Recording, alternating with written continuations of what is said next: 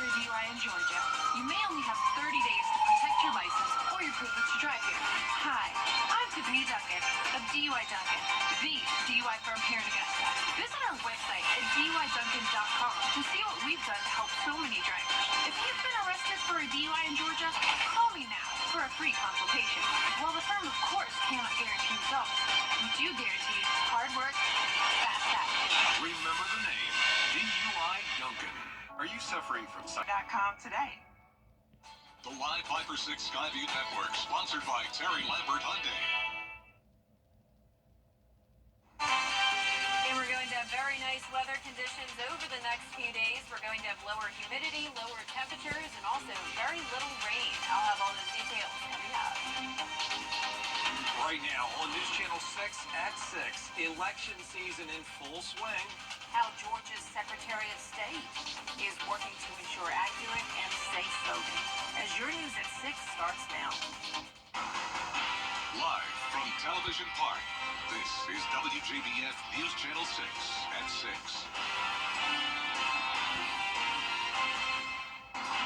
Good evening, everyone. I'm Jenny Montgomery. I'm Brad Means. We do thank you for joining us as coverage you can count on begins with the mayor of Thompson, Benji Cranford, just released from custody a few minutes ago. Officers arrested him this afternoon. Isabella Moody is live at City Hall now with the latest. Isabella? Brad, Jenny, the news has been breaking all afternoon. The GBI agents arrested Thompson Mayor Benji Cranford after being accused of giving alcohol to inmates. Cranford was elected back in November of 2023. This all started on June 6th when the Thompson Police Department asked the GBI to conduct an investigation after Cranford was accused of giving alcohol to inmates who were on a work detail. The grand jury indicted the mayor today. Let me read to you what he has been charged with, which is furnishing prohibited items to inmates and a criminal attempt to commit a felony. He just left and had nothing to say. We will keep you updated with more information as we learn. Live in Thompson, Isabella Moody, WJBF News Channel 6. Back to you guys. All right, busy afternoon, Isabella. We appreciate you as we take a quick first look at our weather. Here's Chief Meteorologist Jenna Petracci. Well, I've been watching a few stray showers this evening, but now we're pretty much left with no rain. Looking good across the CSRA. You could see those pop-up showers earlier, now fading away, leaving us with just one area of rain down in Jefferson County, outside of Stapleton to the north of Louisville. No rain today at Augusta Busch Field. It was a cooler day as well, high of only 88. Average is 93, so this is definitely not a typical August temperature. Low of 70, though, right around average. Right now, we're sitting in the mid to upper 80s, 85 in Augusta, 86 in Thompson. Louisville, you're 87, 83 in Aiken, one of our coolest spots, 88 in Crawfordville. That's about as hot as it gets today. So all of us stayed below the 90-degree mark, but the heat index is right around 90 degrees, but still not too bad. So we don't have that triple-digit dangerous heat to worry about really over the next several days to come. Winds are coming in from the northeast. That's driving in the cooler air and also the drier conditions. 5 miles per hour in Aiken, 7 in Barnwell, 5 in Waynesboro, and 6 towards the west in Sandersville. High pressure overhead, cold front to our south, keeping the moisture with it. We're going to have plenty of sunshine over the next couple of days, but pretty cloudy out there now on our Terry Lambert Hyundai Skyview Cam at SRP Park, getting ready for the big game tonight. The Green Jackets are taking on the Fayetteville Woodpeckers once again. Temperatures will be in the mid-80s, so it's going to be a nice night for some baseball.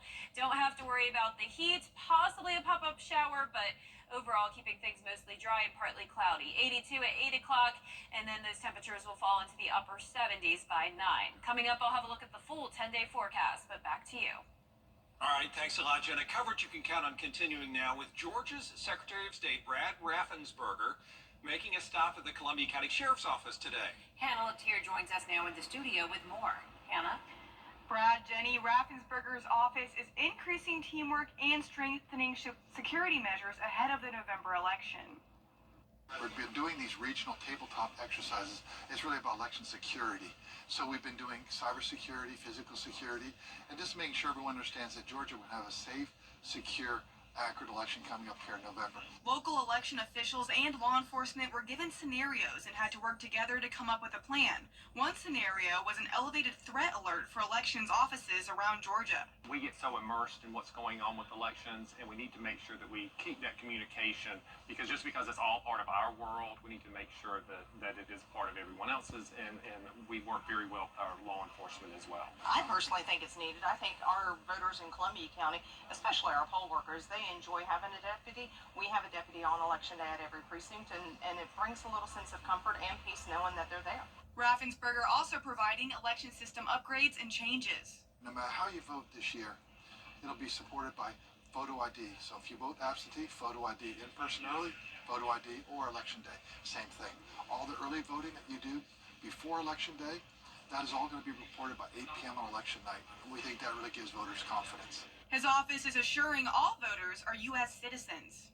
About 18 months ago, we did an audit of our voter rolls, and we found about 1,632 people that attempted to register, but they couldn't verify citizenship. We're now finishing up our second audit, and we'll be able to report those results in a couple weeks just to give voters confidence that only American citizens are voting in our voter rolls. And Raffensperger is also headed to Greene County and Morgan County today. The presidential election is on November 5th. Brad? Thank you. The Richmond County School Board proposing brand new guidelines to teach cursive writing, remember that, to elementary students. Graham Lee, live now at the Richmond County Board of Education. Graham, actually, this would be an extension of what schools in the county are already doing. That's right, Brad. I talked to school leaders today, and they tell me that they're already teaching cursive writing to 4th and 5th graders around the district, but the idea is to introduce it to 3rd graders starting at the 3rd grade level. Now, this is part of the new K-12 Georgia English Language Arts standards that have been adopted. 3rd graders would be expected to form cursive letters together and recognizing what they mean. This is according to those guidelines in those standards, by the way. The expectation for 4th graders is to form cursive sentences, and for 5th graders, the idea is to read and write cursive effectively. School Board President Charlie Walker says expanding this lost art could help with academic achievement. I would hope that everyone takes advantage of it, but I would also hope that it would knock down any obstacles that might come somebody's way in the future. You know, if you're presented with something and it's not a skill set that you have, then that becomes an obstacle. So if we can erase that obstacle, or at least try our best to erase that obstacle, it only gives somebody more of a chance to succeed. So school leaders were happy with what they saw based on that presentation at last night's school board meeting, but the guidelines have not been put in place yet. But once they are approved by administration, the guidelines will be put in place for the 2025-26 school year. For now, live in Augusta, Graham Lee, WJBF, News Channel 6. Big news for Hotel Aiken, a marketing firm releasing new details on the hotel and 5 other downtown spots. Last week, the firm released new documents for potential developers, highlighting these sites as prime for investment and new opportunities. The brochure covers Hotel Aiken's investment potential, property details, and its history. The 125-year-old building could turn into a boutique hotel, bringing in more foot traffic and energy. The Holly House could become apartments or condos. Ample sidewalks, wide sidewalks. It lends itself to pedestrian walkability, and its proximity to the Playhouse and to the other facilities, the alley, I think will be very attractive for potential investors and developers. There's no set timeline for the property sales, but city leaders expect significant movement in the next 6 months. Well, it looks like major repairs are needed at the 5th Street Marina in Augusta. Back in March, city leaders did approve money for design work for the electrical system. The goal is to have the repair work completed in stages so they don't have to totally shut the marina down. Yesterday, the firm working on the project said it needs more than $35,000 for that electrical work. Well, it's the next step. You know, eventually the marina will have to be replaced because it was designed to be 25 years, and it's been 30 years now. The marina and the Riverwalk is basically the face of Augusta. Everything you see is always, they lead with that photograph. So it needs doing. The committee report goes to the full commission on Tuesday for discussion. roads in Jenkins County are leading people to nowhere. Several roads are either non-existent or improperly labeled as a pre-existing address. Local EMA directors say the issues have been going on for the past 17 years, and they're asking for the problem to be addressed statewide, as mapping inadequacies are not unique to Jenkins County. He was our EMA director. He's requested multiple times in previous years to have these maps updated, and it's just basically fallen on deaf ears. We've got a lot of things. DOT even conflicts himself. They've got one sign, as I showed you on the map, saying here's Mulkey Road, but yet when you get there, there is no Mulkey Road. It's only Harvey Street. EMA directors continue to push for an updated federal GPS service by the Department of Transportation. Coming up, the economy taking center stage. We're going to hear from both presidential candidates on their plans for the future. And it's pretty cloudy outside, but little to no rain. Just a stray shower happening now. Very low rain chances over the next couple of days to come, along with some lower temperatures. I'll have all those details coming up. Hi. Jenna joins us now for another check of the weather. Well, we're going to have a couple of cooler mornings over the next couple of days. Mostly sunny skies as well. No rain Thursday or Friday, but then by this weekend, a few showers and storms return. Stay with us for all the details. Kamala Harris has... Now, your most accurate forecast with WJBF Live 5 for 6. Welcome back. All the rain has faded away. We are watching a few stray showers earlier, but now things are dry with the exception of one very light sprinkle there in Jefferson County. You can see it's pretty cloudy outside, though, here on our Terry Lambert Hyundai Skyview cam outside the station. 85 degrees, feeling like 90. It is definitely not as hot as it could be for the middle of August. Winds coming in from the east-southeast at 7 miles per hour. Dew point at 70 degrees. So low 80s in some spots, only 83 in McCormick and Aiken, 85 in Waynesboro, 86 now in Sandersville, and 88 in Swainsboro, but all of us below 90 degrees. We did have a cold front come through, and behind it we have the cooler and drier air moving in. All of the moisture staying ahead of that front. Scattered showers and storms around Savannah and the Georgia coastline. You can see the drier air moving in here on our water vapor loop. So over the next couple of days, it will be very nice. Mostly sunny skies for your Thursday, starting out in the upper 60s, so that is well below our average. We'll also climb to only around upper 80s to 90 degrees tomorrow afternoon. Upper 60s for several days to come, even as low as 66 Friday morning. And then we'll go back to 70 for your Sunday morning, a little bit more moisture. But then next week, those temperatures dip back down to around 68 to 69. As for those high temperatures, low 90s throughout the next several days, and even a heat index of only 93 tomorrow. Back up to 99 for Saturday, but still staying just below the 100-degree mark. This weekend, we will be heating up just a bit, highs of 92, very typical summertime forecast with a 30% chance of rain each day. So no need to cancel plans for this weekend. Still a great day to be out and about, but you'll definitely want to keep an eye on radar. But in the meantime, no worries when it comes to the rain. High pressure overhead will keep things dry. Looking good with a few clouds here and there on and off over the next couple of days, but all of the rain staying well to our west along this stationary boundary. You can see that high pressure stays just to our east on Friday, but by Friday night, we'll see more rain building in from the west, so it's possible we'll see a few of those showers and storms by the weekend. No impacts when it comes to the tropics. Hurricane Ernesto is going to continue to strengthen. It just moved over Puerto Rico and is headed towards Bermuda next. It could become a major hurricane, the first one of the season.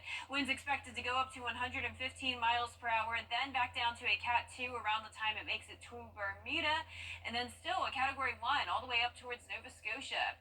Our lows tonight will be in the upper 60s, and our highs tomorrow will be in the upper 80s to around 90 degrees. A nice sunny day. 10-day forecast showing us back to the 30% chance of rain this weekend, just a 10% chance next Monday. Overall, looking pretty good all of next week. Now, congratulations to today's umbrella winner. That is Cheryl Lewis from Jackson, South Carolina. Cheryl, you can pick up your Viper 6 umbrella here at the station and sign up to win yours on WJBF.com. And we'll be right back. Again, I'm Marty. Children First on WJBF News Channel 6 is sponsored by Bridgestone, solutions for your journey. Now, WJBF sports coverage you can count on. The Atlanta Braves look to get back in the win column as they open their series against the Giants. And in Game 1, it was a true pitcher's battle between San Francisco's Blake Snell and Atlanta's Chris Sale. Now, Game 1 saw no scoring through the first 9 innings. So in the top of the 10th, with runners on the corners, Travis d'Arnaud hits a high fly ball to right field. Mike Yastrzemski makes the catch. Arcia tags up and scores. The Braves take the lead 1-0. Bottom of the 10th, Giants down to their last out. Patrick Bailey hits a line drive to left, but former San Francisco Giant and current Braves standout Jorge Soler makes the catch, and Atlanta gets the win in Game 1 with a 1-0 win in 10 innings. Game 2 on Tuesday, little bit of a different story scoring-wise. Braves jumped out to an early lead, up 1-0 in the top of the second. One on for Jorge Soler. He rips one into the gap in right center field for the RBI double. Braves lead 2-0. Then in the bottom of the 8th, Giants now trail 3-2. Pierce Johnson pitching for Atlanta in a big spot with a runner on third. Johnson's pitch gets away from d'Arnaud. Lamonte Wade Jr. scores. A costly mistake from Johnson. We're all tied up at 3. For the second night in a row, we go to extras. Top of the 10th, d'Arnaud up with a runner on second. He grounds it hard to second base. Casey Schmidt tries to make the play. Ball bounces off his glove into the outfield. Luke Williams scores for Atlanta. Braves take the lead 4-3. That would be the final score as Atlanta wins back-to-back games in 10 innings. They'll look to make it 3 straight wins in a late-night matchup on Wednesday. We'll have updates on this series throughout the weekend. PGA star and former Masters champion Hideki Matsuyama won bronze at the 2024 Summer Olympics, bringing home Japan's first ever golf medal. Matsuyama's performance was cause for celebration, but the good times were quickly cut short. On Wednesday, news broke that Matsuyama, his coach, and caddy were robbed in London while traveling to the United States for his next event, the FedEx St. Jude Championship. The 12th-ranked golfer in the world had his wallet stolen, while his caddy and coach both lost their passports. Fortunately, Matsuyama's bronze medal was not one of the items stolen, but he will be heading to the U.S. alone while his team heads back to Japan to get new passports. When speaking about the FedEx Cup to Golf Digest Japan, Matsuyama said, "I feel like the responsibility is on me. I'm going to play golf as if I went back to the way I did before I had a coach." We'll have more on this story as it develops. And finally, earlier in the week, we talked about the NASCAR Cup Series at Richmond, where Austin Dillon earned the win by bumping Joey Logano and Denny Hamlin. The move has caused controversy online, with other racers furious at Dillon. On Wednesday, NASCAR announced that Dillon's automatic playoff spot was revoked as punishment for his actions. NASCAR is allowing him to keep the win, the 5th Cup Series victory of his career, but without a playoff spot, Dillon remains in 26th place in the NASCAR Cup Series standings heading into the final few races. 3 races remain in the 2024 regular season. Next one is the Firekeepers Casino 400. That'll be at the Michigan International Speedway on Sunday, August 18th, ahead of events at Daytona International Speedway and Darlington Raceway. A big day for sports. Glad to hear that Matsuyama's okay. Yeah, thank goodness. Yeah, we're really happy to see that. All right, thank you, Kira. Appreciate it. Right back. Hey, CSRA. Tanner Lambert Hyundai. Something about the morning. They should feel good now. You know that I love you. Good morning, Augusta. The super rich are looking to upgrade their mansions with state-of-the-art safe rooms. Some of them are big enough to have movie theaters and bowling alleys. The founder of the company Safe says billionaires are more scared about their health than anything these days, so some of the rooms are built like hospitals that could provide long-term care. Wow, they look nice. Yeah, I'm gonna get one of those in my house Yeah. someday. I wanna be a no big billionaire. deal. Not at all. Yeah, easy. Well, that is our report for now. Thank you for watching. We appreciate it and look forward to a good couple of days weather-wise. Yeah, it's going to be great. Mostly sunny skies Thursday and Friday. Not too hot. Highs in the low 90s, lows in the upper 60s. Then as we go into the weekend, heating up just a little bit more. 30% chance of rain and storms. Low rain chances all in next week as well, with the temperatures in the low 90s. Thanks, guys. And we'll see you again for News Channel 6 at 7 right after World News Tonight. Have a great night.